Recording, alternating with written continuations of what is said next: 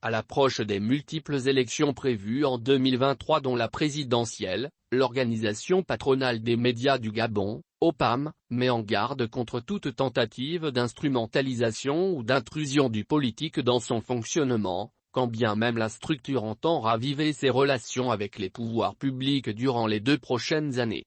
Les défis de l'OPAM pour l'exercice 2022-2023 sont nombreux et pour le moins ambitieux. L'un d'eux consiste à renforcer le partenariat jugé indispensable l'alliant au pouvoir public. Mais l'organisation n'entend pas toutefois accepter une quelconque intrusion dans son fonctionnement, et encore moins une instrumentalisation de la part de ses pouvoirs publics pour profiter de son influence auprès de l'opinion. L'OPAM ne saurait être le bras armé d'une tendance politique quelconque, a prévenu Télésphore Obasanjo, lundi 2 mars, lors de la rentrée solennelle de l'organisation. Une cérémonie à laquelle ont d'ailleurs assisté Guinzoubane Dama et Paulette Missambo, respectivement présidents des partis politiques de l'opposition les démocrates, ELD, et Union nationale, 1. Si le Parti démocratique gabonais, PDG, n'y a pas pris part, ce n'est pas faute d'avoir été invité, assure le président de l'OPAM.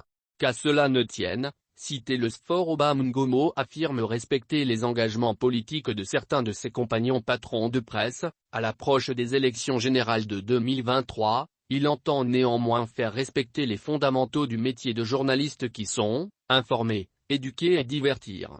Il ne souhaite pas voir son organisation caricaturée.